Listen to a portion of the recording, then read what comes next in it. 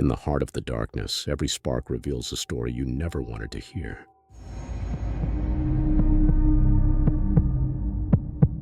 Marco and Julia had just moved into their dream home in a quiet neighborhood. Across the street stood an old, dilapidated house that seemed abandoned. The windows were always dark, the garden overgrown, and the mailbox overflowing. But every night, Julia swore she saw a light flicker from one of the upper windows. Curious, Marco dismissed it as nothing more than her imagination, until one night he noticed it too, a faint pulsing glow from the attic window. The next day, he asked around the neighborhood, but everyone avoided the topic, their faces tense. An elderly neighbor finally whispered, "No one lives there, not anymore."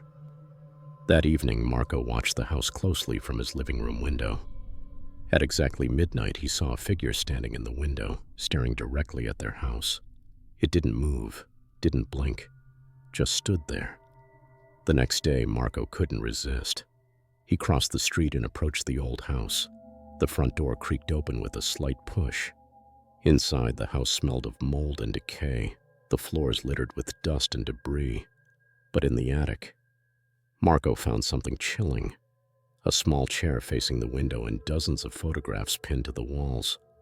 Photos of him and Julia, taken from angles inside their own home. They called the police immediately, but when the officers arrived, the house was completely empty. The photos were gone, and there was no trace of anyone ever being there. That night, as they tried to sleep, Marco's phone buzzed with a new message. No text, just a photo of them sleeping in their bed. Like and subscribe now. Are you brave enough to join the hunt?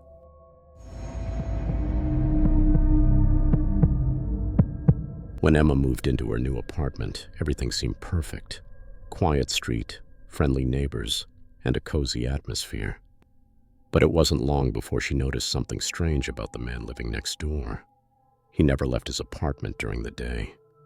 At night, however, Emma would hear odd noises, dragging sounds, faint whispers, and the unmistakable creak of floorboards, as if someone were pacing back and forth for hours.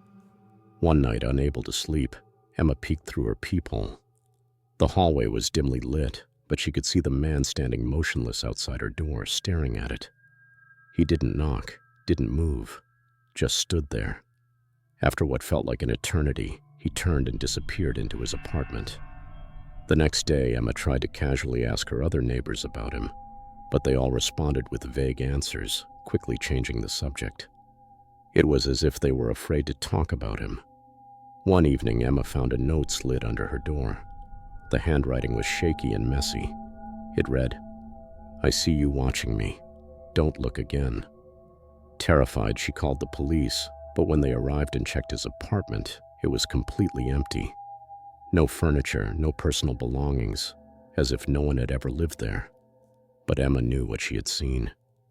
That night, unable to shake off the fear, she checked her peephole one last time. The hallway was dark, but there was a shadow right outside her door waiting.